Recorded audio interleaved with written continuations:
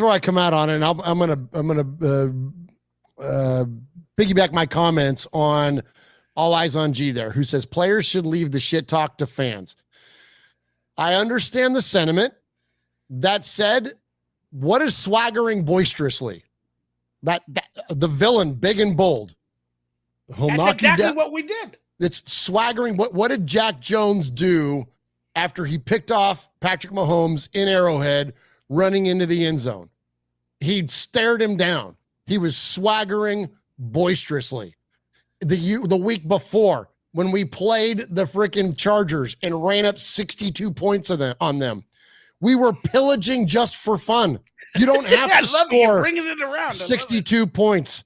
You only got to score more than your opponent, but we ran that sumbitch up because we were pillaging just for fun. So that whole idea of not talking shit and leaving that to the fan, no. Talk that talk. You got to back it up, because if you don't back it up, you look like a punk, right?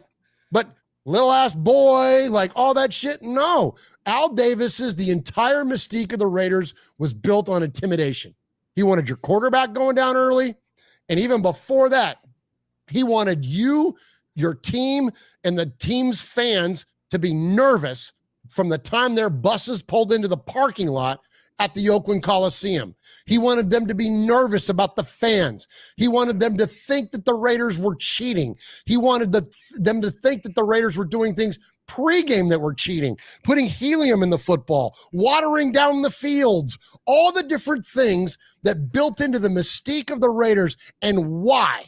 Because if you're thinking about that, you're not thinking about football. You're not thinking about the game.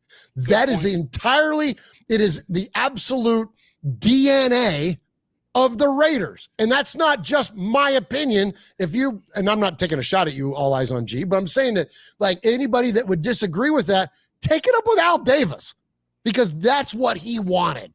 He didn't want you thinking about playing football. He wanted you thinking about all this other shit that had nothing to do with the game, in between the lines, in between the freaking whistles. So that's what I would tell you. So if there's a version of that can now exist in 2024, you can't have Phil Villapiano ripping guys' helmets off anymore. You can't have Gene Upshaw, taping up casts on his arms and beating the shit out of guys.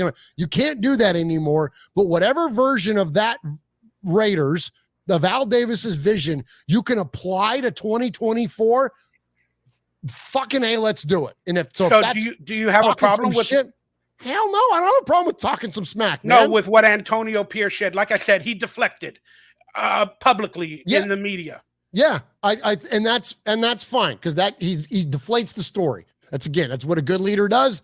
You deflate the story, and then you move on to the next question, right? And then it becomes. I hope he went in the locker room and said, "Yeah, fuck you god dang right he did." That's I had to say that publicly, but you know what? Let's talk our shit, smoke our shit, and you know what? I'll go to back and I'll deflect from all of you guys. Put it on me. Let's go.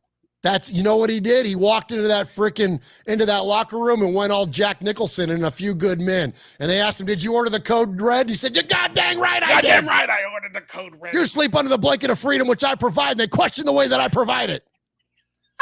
What a great movie. Great movie.